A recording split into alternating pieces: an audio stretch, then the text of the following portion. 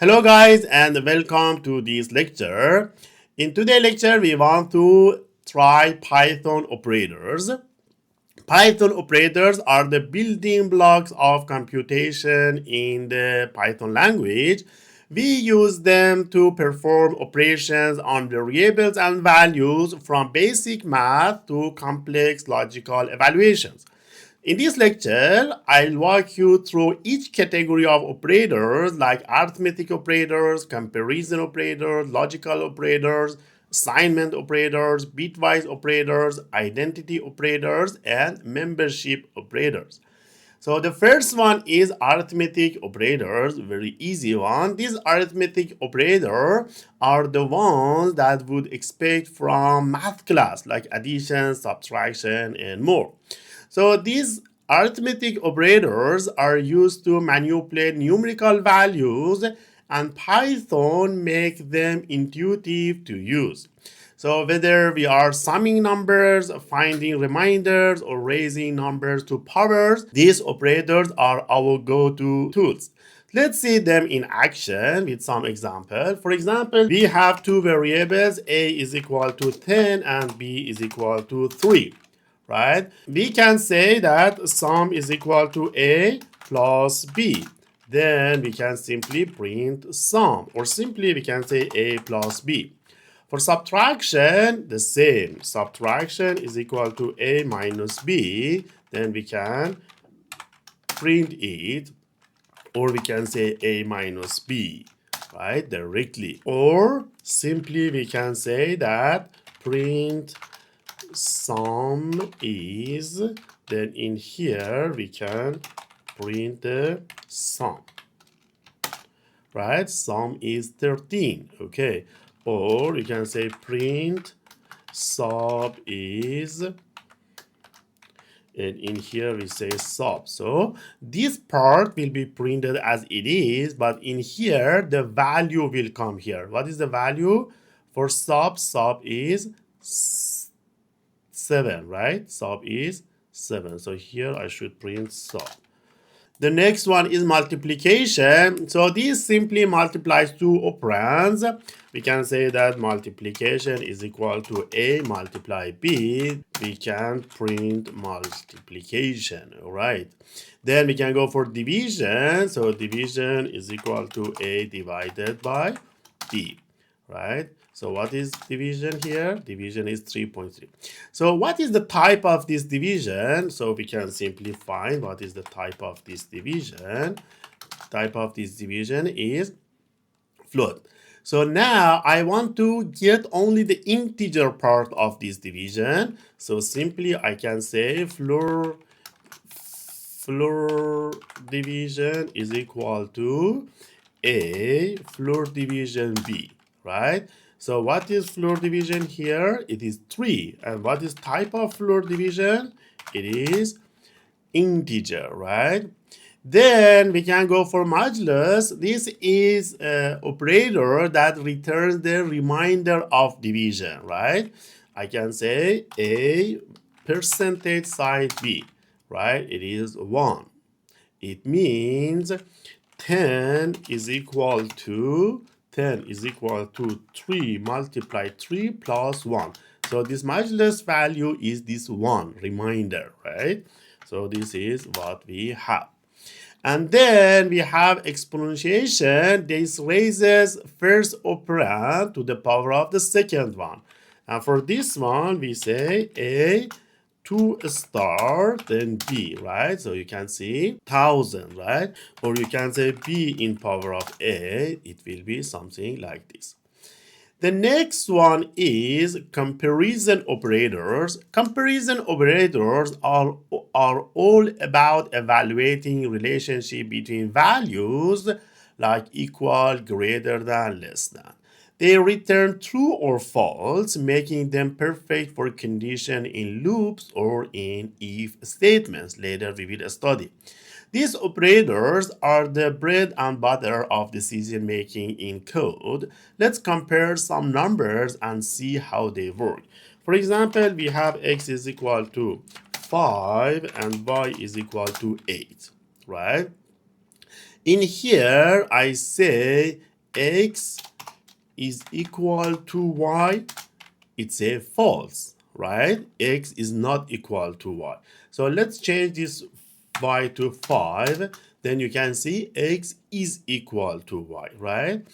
Then if I want to say not equal, I will use exclamator and equal sign. So I say x is not equal to y, it's a false because they are equal. If I change this one to 8 now, this will be false and the second one will be true. So this is equal sign, check if two values are equal, and this is not equal sign, check if the values are different.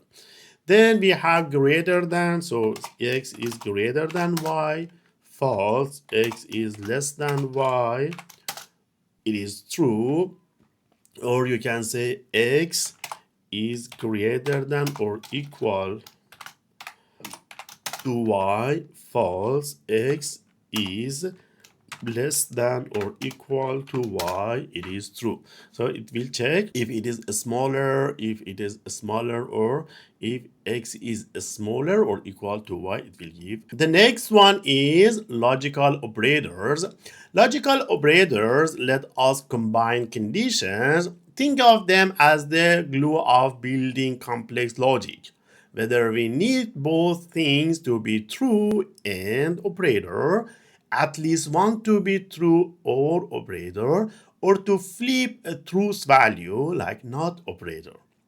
So these logical operators are essential for controlling program flow. So let's see some example. For example, p is equal to true. This is a Boolean variable. So let's see what is type of p. Type of p is Boolean. Then I say q is equal to false. This is another Boolean variable. So I define one Boolean variable, two Boolean variable. So now AND operator. So I say P and Q. You can see here the color is different. It means this is an operator. So P and Q. P and Q will be true if both of them are true. So let me change this one to true. Then if I say P and Q, it will be true because true and true, then the result will be true. Now, if I say false, Q is false, then I say P or Q, right?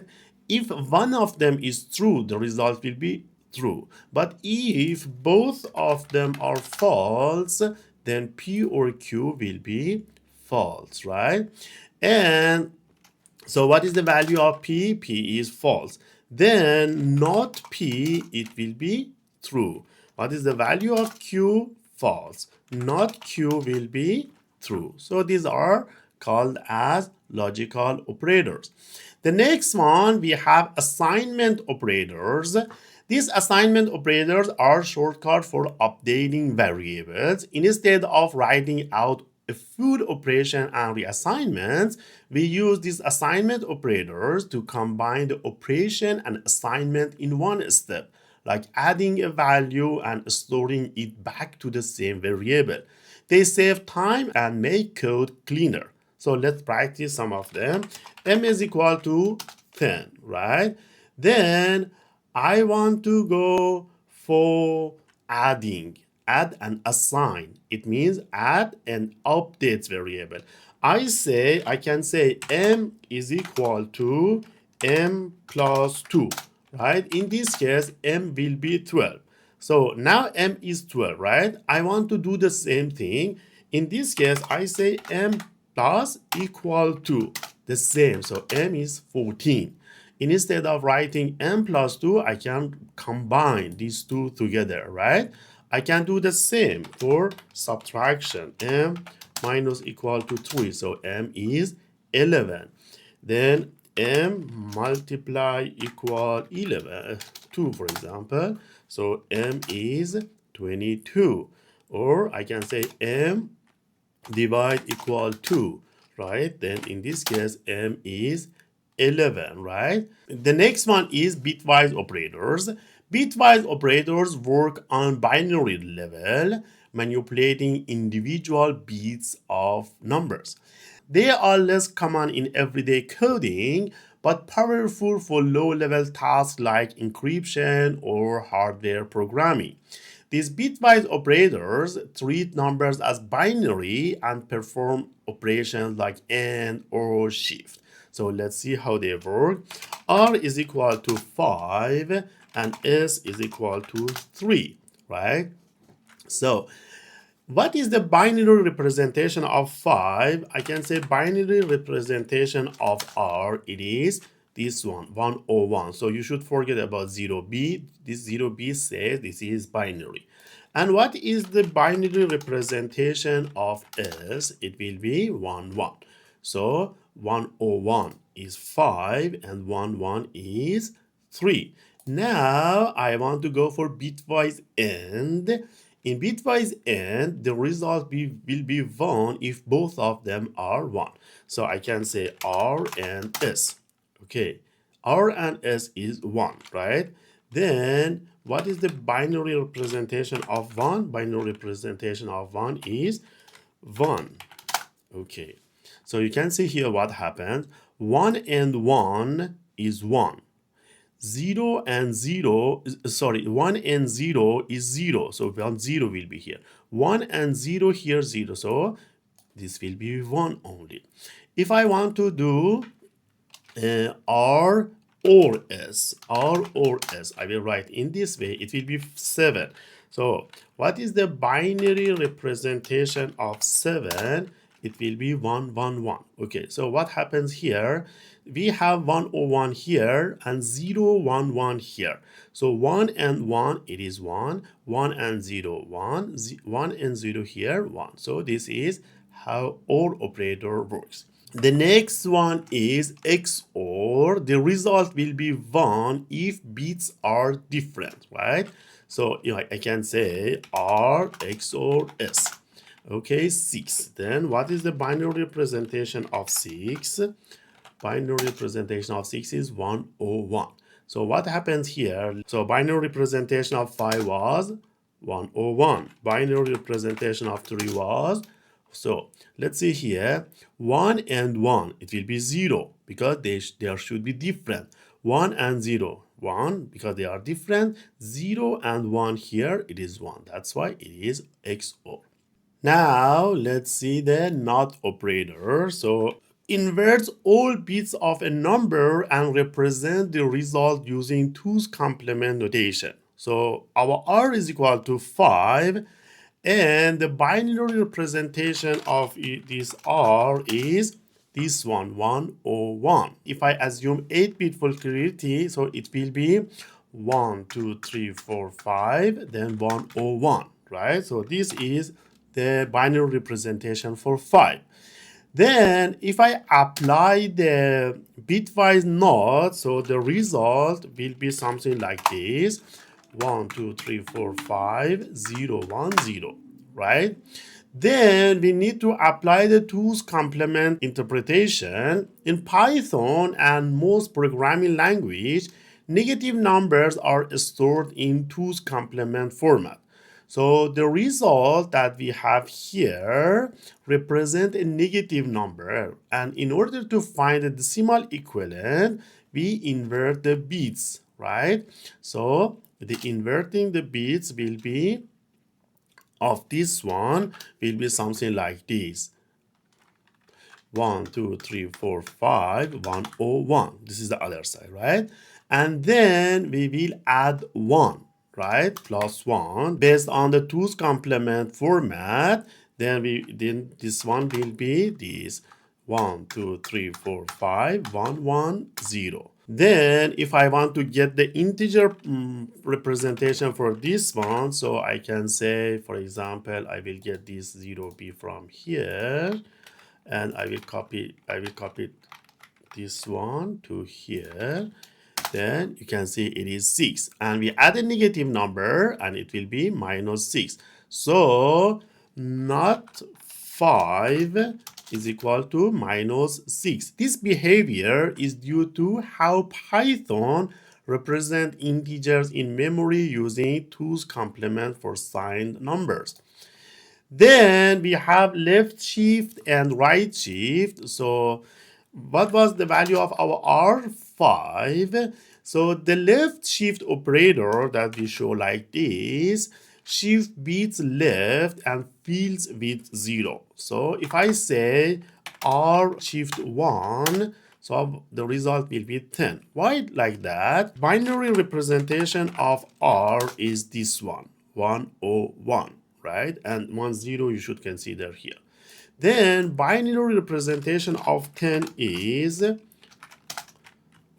1010, right? So what happens here? We shifted one, so we got this one bit we got to the right.